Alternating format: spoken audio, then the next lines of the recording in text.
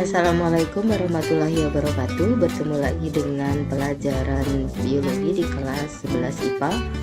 Bagaimana kabar kalian? Semoga kalian selalu dalam keadaan baik dan sehat. Nah, sebelum memulai pembelajaran, marilah kita berdoa menurut agama dan kepercayaan kita masing-masing. Semoga kita selalu dalam lindungan Allah Subhanahu wa Ta'ala, selalu diberikan kesehatan, dijauhkan dari segala penyakit, ya. COVID-19 ya, ataupun penyakit lainnya, dan selalu diberikan kemudahan dalam aktivitas belajar ya. Kalian diberikan kemudahan dalam menyerap ilmu yang diberikan oleh para guru. Oke, pada pertemuan kali ini Ibu akan membahas sistem koordinasi pada manusia. Tentu saja kalian kurang familiar dengan istilah sistem koordinasi. Tetapi kalau kalian melihat gambar yang Ibu berikan ini adalah otak, berarti bahasan kita akan membahas mengenai sistem saraf dan juga otak dan fungsinya. Nah, kenapa disebut sistem koordinasi? Nah, coba kalian jawab dulu pertanyaan ini. Pernahkah kalian mencubit tangan teman kalian? Gitu kan? Nah, pernah enggak? Nah, kemudian apa reaksi teman kalian? Apakah reaksinya teriak gitu kan? Atau reaksinya marah gitu? Matanya melotot gitu ya? Kemudian apakah reaksinya balas mencubit? Atau reaksinya santai aja? Atau gabungan dari reaksi misalkan ya teriak, ya marah, ya balas mencubit gitu kan? Nah, untuk memberikan suatu reaksi itu ya, itu membutuhkan sistem koordinasi antara orang itu teriak, kemudian dia akan misalkan dalam keadaan duduk langsung berdiri ya kan, kemudian matanya melotot gitu, kemudian napasnya menjadi lebih cepat, berarti detak jantungnya menjadi lebih cepat, kemudian membalas mencubit ya, atau kalau dipukul itu membalas memukul, berarti kan butuh koordinasi, butuh kerjasama antar berbagai organ. Nah, itulah kenapa di sini disebutnya adalah sistem koordinasi. Ya, jadi kalian tahu kenapa alasannya kita membahas sistem koordinasi. Nah, sistem koordinasi itu berfungsi untuk mengatur organ-organ tubuh supaya dapat bekerja sama dengan baik. Nah, contohnya seperti ini. Nah, ini anak kecil nih kalau misalkan digoda gitu ya, dibecandain, kalian lihat reaksinya. Kakinya bergerak, tangannya bergerak, ya kan? Kemudian bibirnya tertawa, mengeluarkan suara tawa, kemudian matanya berbinar ya. Nah, berarti ini kan harus ada koordinasi antara kaki, tangan, kemudian bibir yang tersenyum, kemudian suara tawa dan juga mata. Ya, harus ada koordinasinya. Nah, pasti di dalamnya itu akan ada kerjasama. Nah, itu yang disebut dengan sistem koordinasi. Nah, sistem koordinasi itu mencakup sistem saraf, kemudian sistem hormon, kemudian sistem indera. Nah, pada pertemuan kali ini, Ibu hanya akan membahas mengenai sistem saraf. Itu pun Ibu hanya akan membahas sel sarafnya saja, belum sampai ke otak ya. Jadi, bahasan kita pada bab ini akan sangat banyak. Oke, nah sistem saraf. Nah, sistem saraf berfungsi menerima, meneruskan, dan mengolah rangsangan. Nah, sistem saraf terdiri dari jutaan sel saraf yang disebut dengan neuron. Nah, satu neuron atau satu sel saraf itu digambarkan seperti ini. Nah, bagian-bagian sel saraf, nah ini sudah kamu pelajari di SMP dan juga sudah kita pelajari pada saat semester 1 ya. Kita bahas jaringan. Kita juga bahas jaringan saraf, berarti itu sudah bahas sel saraf. Nah, bagian-bagiannya kita ingatkan lagi ya, ada dendrit. Nah, kemudian ada soma atau badan sel, kemudian ada nukleus, karena setiap sel pasti punya nukleus gitu ya. Kemudian ini berbentuk tabung memanjang dari badan sel ini disebut akson atau neurit. Kemudian di sepanjang akson itu ada selubung mielin, kemudian yang membentuk selubung mielin ini adalah sel SWOT. Nah, di antara akson yang tidak diselubungi mielin itu disebut dengan nodus Ranvier. Kemudian bagian dari akson, nah ini ya, ujungnya akan membesar, itu disebut dengan bonggol akson. Nah, daerah ini nanti akan berhubungan dengan saraf yang lain, disebut dengan celah sinapsis.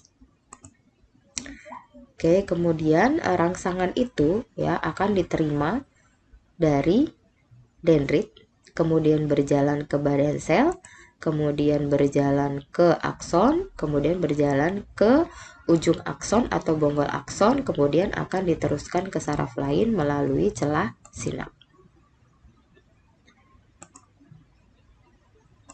Nah, ini kita akan membahas bagian-bagian neuron atau sel saraf dan fungsinya ya.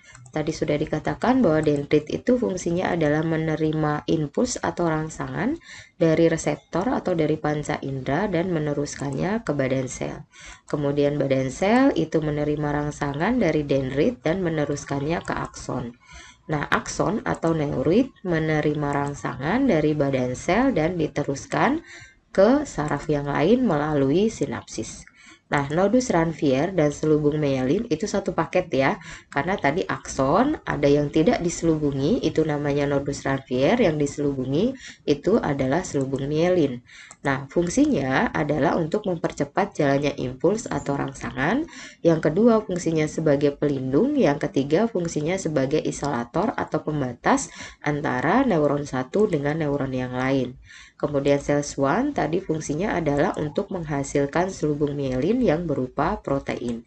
Kemudian inti sel ya yang ada di setiap sel itu fungsinya adalah mengatur kegiatan sel. Karena ini adalah sel neuron berarti mengatur kegiatan atau aktivitas sel neuron. Kemudian sinapsis itu adalah daerah penghubung atau pertemuan antara saraf satu dengan saraf yang lain. Nah, kemudian berdasarkan fungsinya itu ada 3 macam sel saraf atau neuron. Yang pertama adalah sensorik, berfungsi menghantarkan rangsangan dari reseptor ke sistem saraf pusat. Nah, sistem saraf pusat itu bisa otak ataupun susum tulang belakang. Nah, ini bentuknya dari sensorik. Kemudian yang kedua adalah motorik. Motorik berfungsi menghantarkan rangsangan dari saraf pusat ke efektor. Nah, efektornya itu bisa berupa otot kalau dia efeknya berupa gerakan, ataupun bisa berupa kelenjar kalau efeknya menghasilkan suatu cairan atau enzim. Contohnya seperti ini. Kamu mencium bau yang tidak enak. Biasanya efeknya adalah meludah. Berarti rangsangannya efeknya akan diberikan ke kelenjar ludah supaya kelenjar ludah menghasilkan ludah lebih banyak sehingga kamu bisa meludah. Nah, ini adalah gambar dari saraf motorik ya. Kemudian yang ketiga adalah neuron asosiasi atau interneuron. Ada 2 macam, yaitu neuron konektor, yaitu berfungsi menghubungkan neuron satu dengan neuron lainnya, berarti ada di organ tubuh ya. Misalkan saraf yang ada di tangan, di sepanjang tangan itu nggak mungkin cuma satu sel neuron, pasti ada banyak sel neuron yang saling bersambungan. Nah, itu antar sambungannya itu disebut dengan konektor. Kemudian neuron adjustor itu menghubungkan neuron sensorik dan motorik pada daerah otak maupun sumsum tulang belakang. Nah, ini adalah bentuknya. Nah, sekarang kita akan membahas mekanisme jalannya rangsangan. Nah, mekanisme jalannya rangsangan, efeknya itu kan tadi bisa berupa gerak ya. Nah, gerak itu ada 2, yaitu gerak sadar atau gerak biasa, dan yang kedua adalah gerak refleks. Nah, gerak biasa atau gerak sadar adalah gerak yang kita sadari atau kita rencanakan. Sementara gerak refleks itu adalah gerak yang terjadi untuk menghindarkan dari sesuatu hal, begitu ya. Jadi harus cepat gitu geraknya ya. Efeknya adalah efek cepat. Nah, berjalannya rangsangan itu dia hampir sama antara gerak sadar maupun gerak refleks. Nah, jadi ada rangsangan kemudian diterima oleh reseptor atau panca indera, kemudian sinyalnya itu diteruskan ke sensorik, kemudian diteruskan ke otak, kemudian diolah, efeknya akan seperti apa, kemudian diteruskan ke motorik, baru ke efektor. Nah, efektor tadi bisa berupa otot, atau kelenjar. Karena di sini berupa gerak, berarti efeknya adalah berupa otot. Nah, contohnya saat kita berjalan, membaca, menulis, mengetik, ya, memasak, Nah, itu merupakan gerak yang kita sadari. Kemudian untuk gerak refleks itu rangsangannya itu sama, jalannya rangsangan. Cuma di sini ada dua pilihan nih, otak ataupun ke sumsum tulang belakang.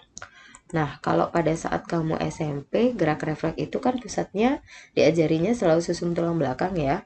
Nah, sekarang kalian tidak boleh terpatok seperti itu. Ya, tergantung gerak refleksnya itu gerak refleks yang mana. Kalau gerak refleksnya itu dia tangan atau kaki, memang pusatnya benar di sumsum tulang belakang. Misalkan kalau kaki kamu menginjak duri, ya kemudian refleks mengangkat kaki, atau tangan memegang benda panas kemudian refleks menarik tangan. Nah, itu pusatnya adalah di sumsum tulang belakang. Sementara kalau refleks berkedipnya mata ya saat terkena debu, maka itu pusatnya tetap di otak ya. Jadi dia akan mencari pusat yang terdekat gitu supaya geraknya bisa cepat. Itu ya.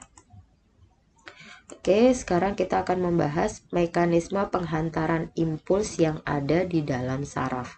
Nah, ada dua macam. Yang pertama adalah melalui membran, dan yang kedua adalah melalui sinap. Ya, nah kita akan bahas yang melalui membran itu ada 3 tahapan ya. Ada tahapan polarisasi, depolarisasi, dan repolarisasi. Nah, ini adalah materi baru, jadi perhatikan penjelasannya. Nah, kalau kalian masih bingung, nanti ibu di sini kasih link video YouTube-nya supaya kalian bisa lebih memahaminya. Ya, oke. Sekarang kita akan bahas polarisasi atau tahap istirahat. Ya, artinya saraf itu tidak menerima rangsangan. Ya, saat saraf tidak menerima rangsangan, maka membran ya saluran membran untuk ion Na dan K itu akan tertutup. Keadaan di luar itu positif, keadaan di dalam itu negatif. Jadi ini gambarkan saja bahwa ini adalah keadaan aksonia. Jadi di luar adalah positif, di dalam adalah negatif. Dalam keadaan saraf tidak menerima rangsangan atau polarisasi. Nah, saat saraf menerima rangsangan, maka yang terjadi adalah yang pertama, saluran Na itu akan terbuka dan ion masuk ke dalam sel. Jadi Na yang ada di luar itu akan masuk. Ya, kemudian menyebabkan penurunan gradien atau potensial listrik. Nah, saat itu maka bagian luar itu akan menjadi negatif. Saat ion Na masuk, ya, maka ini akan berubah nih, yang tadinya positif menjadi negatif, yang di dalam berubah menjadi positif. Oke, seperti itu. Selanjutnya ya, kalau rangsangan itu berjalan terus, maka perubahan ini di sepanjang saraf ini akan berubah semuanya ya. Nih menjadi negatif positif sampai semuanya itu menjadi negatif, kemudian di dalam semuanya menjadi positif. Nah, itu tadi dalam keadaan depolarisasi ya. Nah, bagaimana dalam keadaan repolarisasinya? Ya, saluran Na tertutup. Nah, kalau tadi kan saluran Na terbuka ya. Nah, sekarang saluran Na-nya tertutup, saluran K-nya yang terbuka. Sehingga K ini dia akan keluar. Nah, kalau dia K-nya keluar ya, jika saluran K tertutup relatif lambat dan menyebabkan keadaan membran menjadi bermuatan negatif, maka akan kembali ke tahap istirahat. Nah, di sini kan kembali ke bentuk semulanya tadi. Kalau semua Na sudah keluar, ya, berarti di luar positif, di dalam negatif, sama tadi dalam keadaan polarisasi. Nah, seperti itu ya cara berjalannya rangsangan. Jadi polarisasi, depolarisasi, repolarisasi. Nah, ini adalah link YouTube-nya ya. Kalian bisa lihat, bisa tonton, bisa kalian supaya lebih paham mengenai mekanisme jalannya rangsangan pada sel saraf. Nah, sekarang kita akan membahas mekanisme penghantaran impuls di saraf melalui sinapsis ya. Nah, kita bahas dulu apa itu sinapsis ya. Sinapsis adalah daerah pertemuan antara saraf satu dengan saraf yang lain. Nah, kemudian setiap ujung akson itu akan membengkak yang disebut dengan bonggol akson ya. Kemudian di dalam sitoplasma bonggol akson yaitu terdapat kantong membran yang berisi neurotransmitter yang disebut dengan vesikula. Kemudian neuron yang berakhir pada tonjolan sinapsis disebut dengan prasinap. Kemudian ada yang disebut dengan posinap. Berarti kalau itu adalah ujungnya akson berarti dia adalah prasinap. Sementara kalau dia adalah ujung saraf yang lain yang berarti adalah dendrit berarti dia adalah posinap atau penerimanya. Bila impul sampai pada prasinap maka vesikula akan melepaskan neurotransmitternya atau asetilkolinnya sehingga terbuka celah. Nah, saat terbuka celah itulah maka dia akan menghantarkan rangsangan dari prasinap ke posinap. Nah, seperti itu ya cara menghantarkan rangsangan dari saraf satu ke saraf yang lainnya. Nah, setelah asetilkolin itu membuka celah, maka pekerjaannya selesai, maka nanti dia akan diurai oleh enzim asetilkolinesterase yang dihasilkan oleh posinap. Nah, ini adalah gambarnya ya. Ini adalah ujung akson, ini adalah bagian dari dendritnya. Ini adalah vesikula yang berisi neurotransmitter tadi, menempel pada membran, kemudian dia akan membuka celahnya. Nah, seperti ini kalau diperbesar. Jadi celahnya terbuka, nah sehingga rangsangan itu bisa berjalan. Nah, tadi itu dibahas neurotransmitter ya. Nah, neurotransmitter itu adalah zat kimia yang menghantarkan impuls dari prasinap ke posinap. Nah, macam-macam dari neurotransmitter antara lain ini ya, asetilkolin itu terdapat di seluruh tubuh. Nah, kebanyakan memang tubuh kita itu neurotransmitternya asetilkolin. Kemudian ada noradrenalin, itu terdapat pada saraf simpatik. Nanti kita akan bahas saraf simpatik itu apa di pertemuan selanjutnya. Kemudian ada dopamin dan serotonin, itu terdapat pada saraf otak. Oke. Materi kita sampai di sini. Kalau ada yang belum jelas silahkan kalian bertanya melalui WA yang ada di grup ataupun Japri ataupun melalui chat yang ada di e-learning. Oke, kita masih dalam masa pandemi COVID-19. Jaga diri dan orang di sekitarmu dengan mentaati protokol kesehatan 5M. Terima kasih. Assalamualaikum warahmatullahi wabarakatuh.